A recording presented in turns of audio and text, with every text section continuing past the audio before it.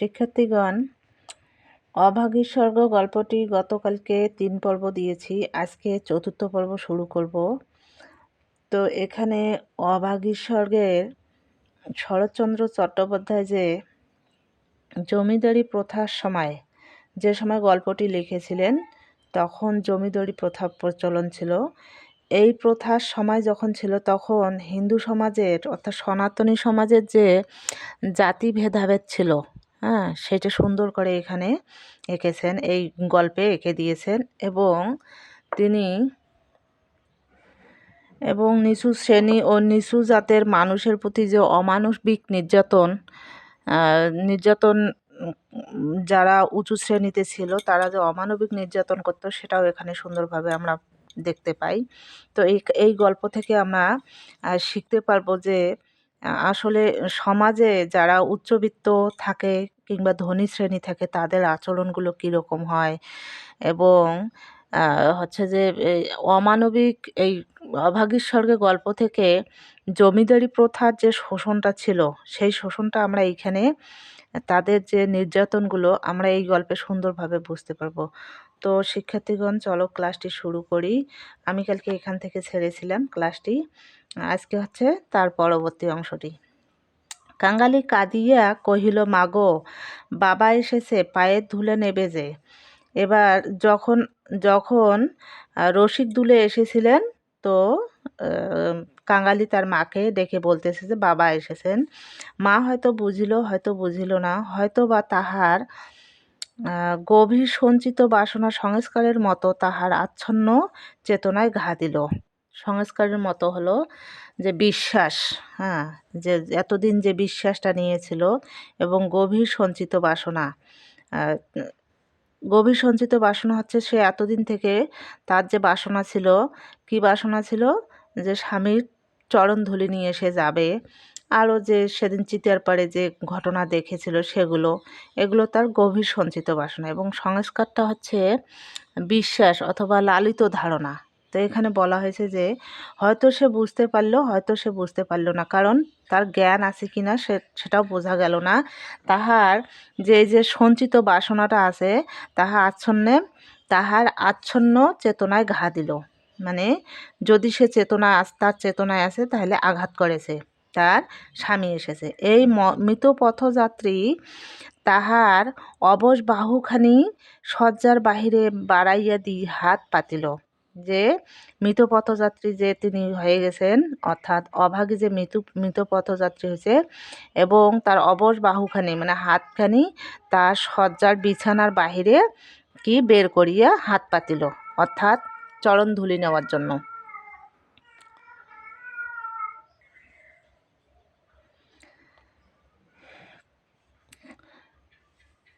রসিক হতবুদ্ধির মতো দাঁড়াইয়া রহিল। পৃথিবীতে তাহার পায়ের ধুলার প্রয়োজন আছে, ইহাও কেহ নাকি চাহিতে পারে, তাহার কল্পনার অতীত। বিন্দির পিসি দাঁড়াইয়াছিল, সে কহিল, দাও বাবা, দাও, একটু পায়ের ধুলো দাও। এখন এখানে এসে রসিক দুলে যে ছিলেন, অর্থাৎ অভাগীর স্বামী, সে এই কথা শোনার পরে হতভম্ব হয়ে গেল যে আমি যাকে সারা জীবন সময় দিলাম না, সে আমার পায়ের ধুলো নেওয়ার জন্যে বসে আছে, এবং তার যে প্রয়োজন আছে এটা সে কল্পনার অতীত, তার কল্পনাই ছিল না। তো বিন্দির পিসি হঠাৎ করে বললেন যে দাও বাবা, পায়ের ধুলো দাও। রসিক অগ্রসর হইয়া আসিল। জীবনে যে স্ত্রীকে সে ভালোবাসা দেয়নি, অসন বসন দেয় নাই, কোনো খোঁজ খবর করে নাই, মরণকালে তাহাকে সে শুধু একটু পায়ের ধুলা দিতে গিয়ে কাঁদিয়ে ফেলিল। এখন সে অনুতপ্ত হয়েছে। অনুতপ্ত হয়ে যে অনুতপ্ত এই কারণে যে যাকে আমি কোনোদিন ভালোই বাসলাম না, যার অসন ভূষণ মানে তার যে বসন হচ্ছে কাপড় এবং ভরণ পোষণের যে দায়িত্ব, যে ভরণ পোষণ দিলাম না, খোঁজ খবর নিলাম না, সে আবার মরণকালে আমার পায়ের ধুলোর প্রয়োজন মনে করতেছে, এটা ভেবে সে কাঁদিয়ে ফেললো। রাখালের মা বলিল, অমন সতীলক্ষ্মী বামুন কায়েতের ঘরে না জন্মে ও আমাদের দুলের ঘরে জন্মালো কেন? এখন এখানে রাখালের মা বলল, একজন ছিল, তিনি বললেন যে সতীলক্ষ্মী নারী ছিলেন, ওকে জন্মানো লাগতো কোথায়, উঁচু বংশে, বামুন কায়েতের বংশে, মানে উঁচু দুটো বংশ। ও না জন্মে কোথায় জন্মেছে, দুলের ঘরে, মানে পালকিওয়ালার ঘরে। কেন যে জন্মালো? এবার ওর একটু গতি করে দাও বাবা। ক্যাংলার হাতের আগুনের লোভে ও যে প্রাণটাই দিল। মানে এবার স্বামীর পায়ের ধুলো ছাড়া তো তার গতি হবে না, যেটা সমাজের প্রথা। এবং ক্যাংলা বলতে কাঙালির কথা বলা হচ্ছে। কাঙালির যে হাতের আগুন নেবে, এই জন্য এই লোভে সে প্রাণটাই দিয়ে দিল। এই কথা আমরা এই কথা গল্পে কয়েকবার দেখেছি যে কাঙালির হাতের আগুনের জন্যে কি তার খুব লোভ ছিল। হ্যাঁ, এইবার ওর একটু আচ্ছা হয়ে গেল। অভাগের দেবতা অগোচরে বসিয়ে কি ভাবিলেন জানি না। অভাগের দেবতা বলতে বলা হচ্ছে রসিক দুলেকে। তো বসিয়ে কি ভাবলো কেউ জানলো না, কিন্তু ছেলে মানুষ কাঙালি বুঝে গিয়ে এ কথা যেন তীরের মতো বিঁধল। কাঙালির যে ছোট্ট মানুষ, সে কথা যে তীরের মতো বিঁধল সেটা বুঝতে পারা গেছে। সেদিন দিনের বেলাটা কাটিল, প্রথম রাত্রিটা কাটিল, কিন্তু প্রভাতের জন্য কাঙালির মা আর অপেক্ষা করিতে পারিল না। তাহলে সেই দিনটা চলে গেল, রাত্রিটা কাটল, কিন্তু প্রভাতের জন্য, আর প্রভাত মানে সকালের জন্য আর অপেক্ষা করতে পারল না। সে কি, অর্থাৎ সে মারা গেল। কি জানি এত ছোট জাতের জন্য স্বর্গে রথের ব্যবস্থা আছে কি না, কিন্তু অন্ধকারে পায়ে হাঁটিয়া তাদের রওনা হইতেই হবে। কিন্তু এটা বোঝা গেল রাত্রি শেষ না হতেই এ দুনিয়া সে ত্যাগ করিয়ে গিয়েছে। অর্থাৎ এখানে ছোট জাতের যারা মানুষ হয়ে জন্মগ্রহণ করেছে, তাদের যে রথের ব্যবস্থা আছে কি না, এটা মানে ছোট জাতের মানুষের মধ্যে সন্দেহ আছে। সেখানে তাদের ভিতরে সমাজ ব্যবস্থা এমনভাবে মস্তিষ্ককে ঢুকিয়ে দিয়েছে যে ছোট জাত হলে বুদ্ধি কি স্বর্গে যাওয়া যাবে না। হ্যাঁ, তো এই কথা বলতেছে এখানে। এবং রাত্রি শেষ না হতেই সে দুনিয়া ত্যাগ করে গিয়েছে। অর্থাৎ রাত্রি প্রথমটা দিনের কাটলো, প্রথম রাত্রিটা কাটলো, মানে 12টার আগে রাত্রিটা কাটলো, এবং প্রভাতে কি হলো, 12টার পরে আর থাকলো না, তিনি চলে গেলেন। আচ্ছা, কুটির প্রাঙ্গণে একটা বেলগাছ, একটা কুড়োল চাহিয়া আনিয়া রসিক তাহাতে ঘা দিয়েছে কি দেয় নাই। জমিদার দারোয়ান কোথা হইতে ছুটিয়া আসিয়া তাহার গালে সশব্দে একটা চর কষাইয়া দিল। সে তো মারা গেল। এখন যেহেতু অভাগী মারা গেল, সেহেতু অভাগীকে চিতায় নিয়ে যাইতে হলে, চিতায় তুলতে গেলে তার কিসের দরকার আছে, খড়ির দরকার আছে। চিতাতে কি করতে হবে, খড়ির প্রয়োজন আছে। তো এখন এই খড়ি প্রয়োজন মনে করে কি করলেন, রসিক দুলে কি করলেন, একটা কুড়োল হচ্ছে কুড়াল, যেটাকে বলা হয়, আমরা যেটাকে কুড়াল বলি। তো সেটা কোথায় ছিল, সে চাহিয়ে আনিয়ে বেল গাছে কি করছে, রসিক ঘা দিয়েছে, মানে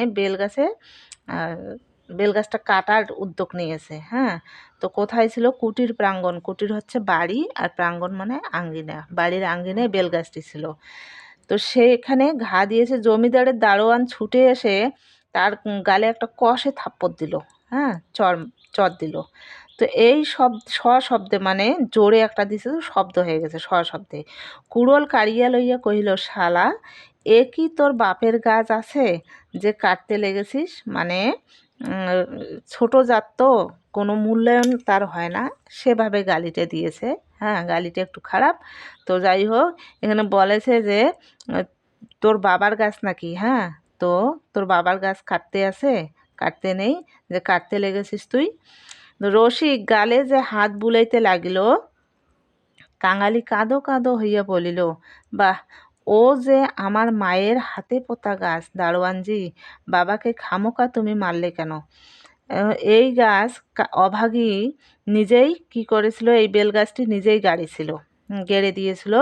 এখন এই গাছ এখন বড় হয়ে গেছে, যেটা কে জানতো, কাঙালি জানতো যে মা ওই গাছ হাতে পুঁতে দিয়েছে নিজে হাতে।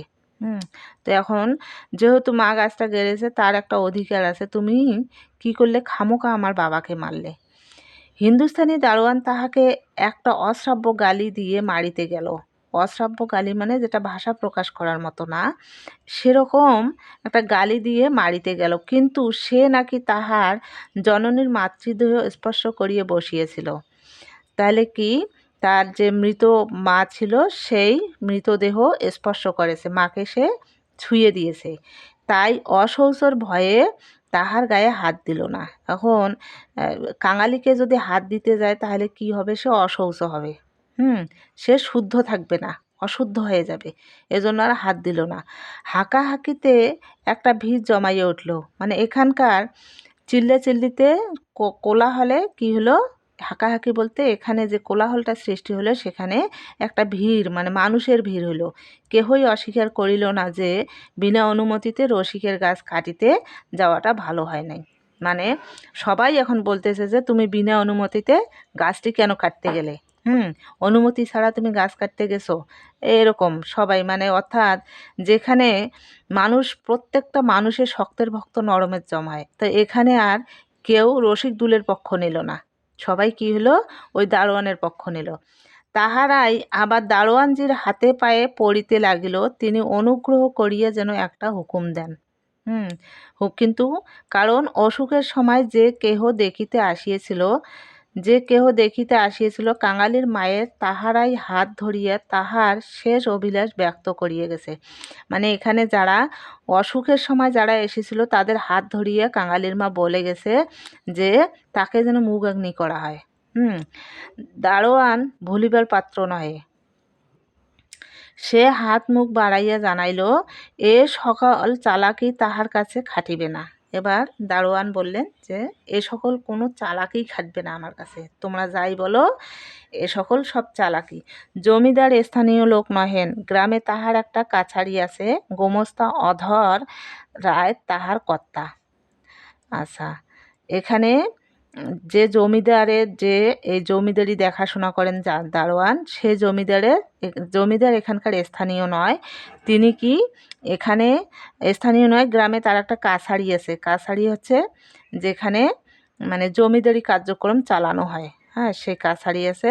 আর গোমস্তা হচ্ছে কি যারা খাজনা তোলে জমিদারের, এই গোমস্তা অধরায় তাহার কর্তা। লোকগুলো যখন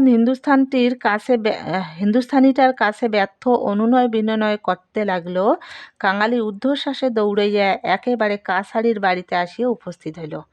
মানে সে জানতো যে কাছারির বাড়িতে কে থাকে, এই অধর রায় থাকে।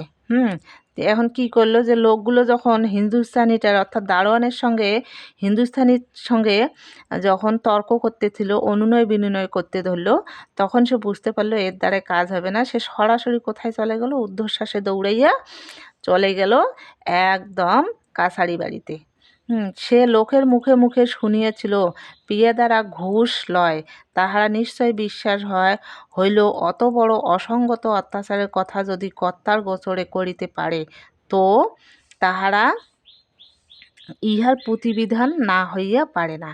মানে কাঙালির বিশ্বাস ছিল যে যারা ওরা তো ঘুষ নেয়, ওদের অত্যাচারের কথা যদি কর্তাবাবু শুনে অর্থাৎ জমিদার শুনে তাহলে কি হবে, অবশ্যই এটার একটা বিধান হবে, তখন আমি কি গাছটা পাবো, আমার মাকে আমি মুখাগ্নি করতে পারবো, এটা তার বিশ্বাস ছিল। হায়রে অনভিজ্ঞ, এত ছোট ছিল, অনভিজ্ঞ হওয়ার কথায় বাংলাদেশের জমিদার ও তাহাদের কর্মচারীকে সে চিনিত না। সদ্য মাতৃহীন বালক শোকে উত্তেজনায় উদ্ভ্রান্ত হইয়া একেবারে উপরে উঠিয়া আসিয়াছিল। তাহলে এখানে সদ্য মাতৃহীন মানে এইমাত্র যে মারা গেল, তো এই শোকে উত্তেজনায় সে উদ্ভ্রান্ত, মানে তার কোনো উত্তেজনায় উদ্ভ্রান্ত হইয়াছিল, অর্থাৎ সে তার কোনো দিক বিদিক খেয়াল ছিল না। সে কি করলে একেবারে উপরে উঠিয়ে আসে, অর্থাৎ সে যে অশৌচ অবস্থা ছিল সে সেটা ভুলে গিয়ে কোথায় উঠেছে, একবারে জমিদারের বাড়ির উপরে উঠিয়ে গেছে। অধরায় সেই মাত্র সন্ধ্যাহ্নিক ও যৎসামান্য জল যোগান্তে বাহিরে আসিয়েছিল। যে সময় সে গেল, কাঙালি যে সময় উপরে উঠিয়েছে সেই সময় অধরায় কী করছে, সন্ধ্যাহ্নিক মানে প্রতিদিনের সন্ধ্যার সময় যে কর্মটা থাকে, অর্থাৎ ভক্তি করা, ঈশ্বরের জন্য যে আহ্নিক করা, এবং যৎসামান্য জলযোগ মানে কিছু খাওয়া দাওয়া করে বাহিরে এসেছে। বিস্মিত ও ক্রুদ্ধ হইয়া কহিলেন কে রে? তিনি অধরায় বললেন, খুব রেগে এবং খুব আশ্চর্য হয়ে বললেন যে, কে রে? আমি কাঙালি, দারোয়ানজি আমার বাবাকে মেরেছে। ও তো খুব বিশ্বাসের সঙ্গে বলল যে দারোয়ানজি আমার বাবাকে মেরেছে। বেশ করেছে, হারামজাদা, খাজনা দেয়নি বুঝি? হ্যাঁ, তো অধরায় ভেবেছিলেন যে খাজনা দেয়নি, এজন্য বলছে যে বেশ করেছে। কাঙালি কহিল, না বাবুমশাই, বাবা গাছ কাটিতেছিল, আমার মা মরেছে। বলিতে বলিতে সে কান্না আর চাপিতে পারিল না। সদ্য মা মারা গেছে বিধায় কি বাবুমশাইকে বলতে গেছেন এবং তার আবেগটাকে বোঝাইতে গেছেন যে আমার মা মারা গেছে, আমাকে কি গাছ কাটতে দিতেছে না আমার বাবাকে। হ্যাঁ, তো এই কথা তিনি, অর্থাৎ এই কথা কাঙালি বাবুমশাইকে জানালেন। বাবুমশাই হচ্ছেন অধর রায়। তাকে জানালেন বিষয়টি। এই কান্নাকাটি অধর অত্যন্ত বিরক্ত হইল। ছোড়াটা মরা ছুঁইয়া আসিয়াছে, কি জানি এখানকার কিছু ছুঁইয়া ফেলিল নাকি। ছোড়াটা বলতে হচ্ছে কাঙালি। কাঙালি মরা ছুঁয়ে মানে ওর মায়ের যে শরীরটা ছুঁয়ে এসেছে, এখন এখানে কিছু ছুঁয়ে ফেললো নাকি, মানে সে হচ্ছে এখন অসুস্থ। এই জন্য তাকে কিছু ছোঁয়া যাবে না। ধমক দিয়ে বললেন, মা মরেছে তো, যা নিচে নেমে যা। ওরে কে আছিস রে? কে আছিস রে? এখানে একটু গোবর জল ছড়িয়ে দে। কি জাতের ছেলে তুই? এখানে কে আছে ডেকে তাকে ওই স্থানটা শুদ্ধ করার জন্য গোবর জল ছড়িয়ে দিতে বলতেছে। মানে ধারণা যে গোবর জল দিলে শুদ্ধ হয়ে যাবে। তো কি জাতের ছেলে তুই? ওকে আর একবার গালি দিল, কে জাতের ছেলে? কাঙালি সভয়ে প্রাঙ্গণে নামিয়ে দাঁড়াইয়া কহিল, আমরা দুলে। হুম দুলে, দুলে কিন্তু বলেছি। অধর কহিল, দুলে? দুলের মরার কাঠ কি হবে শুনি? কাঙালি বলল, মা যে আমাকে আগুন দিতে বলে গেছে, তুমি জিজ্ঞেস করো না বাবুমশাই। মা যে সবাইকে বলে গেছে, সকলে শুনেছে যে মায়ের কথা বলিতে গিয়া তাহার অনুক্ষণে সমস্ত অনুরোধ উপরোধ মুহূর্তে স্মরণ হইয়া কণ্ঠ যেন তাহার কান্নায় ফাটিয়া পড়িতে চাইল। এই যে মা মারা গেছে, কান্না করতেছে এবং কান্না নিয়েই সে বলতেছে যে আমার মা কি হচ্ছে যে জমিদার যখন বলেছিল যে এই দুলে যারা হয় তাদের আবার মরা পোড়াইতে হয় নাকি, মানে দুলের যারা আছে লাশটা পোড়ানোরও অধিকার নাই।